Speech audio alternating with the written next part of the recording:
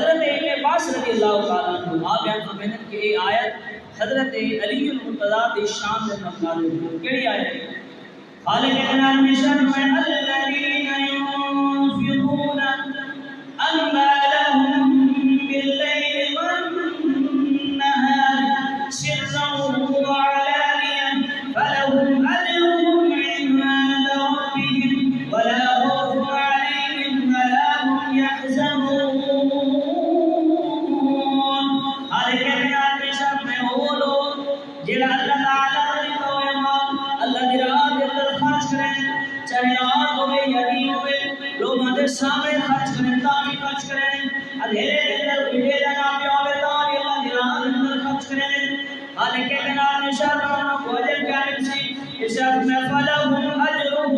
عند ربہم، اللہ تعالیٰ انہاں کو اجر عطا فرمائے ولا خوف علیہم ولا هم يحزنون، انہاں کو نہ کوئی خوف و سینہ ہو اللہ سے. حضرت علی المرتضیٰ کو چار دن موجود ہیں، آپ نے ہجرہ کے بعد میں زمین کے اندر خرچ کر چھوڑا، صدقہ کر چھوڑا، رات ویلا کے بھی صدقہ کر چھوڑا، جناب والا لوگوں نے سامنے دینار خرچ کیتا، ایک درہم خرچ کر چھوڑا، ایک درہم منہ میں خرچ کیتا، جنہوں نے دیکھا نہ کوئی نہیں. حضرت علی المرتضیٰ کی بیٹا خالق کائنات کو اتنی پسند ہے، خالق کائنات نے قرآن کی آیت نازل فرمایا چھوڑیے دنیا کے اندر انسان کو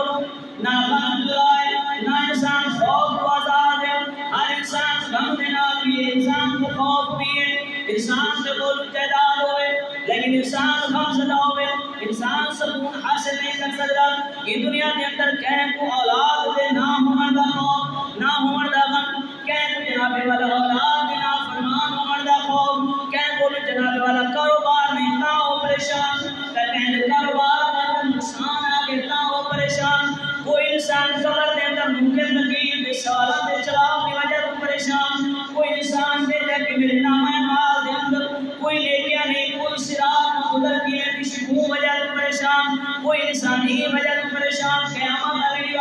محبوب علیہ السلام میری شفاعت کرے سن کنا کرے سن، ایک کئی خوف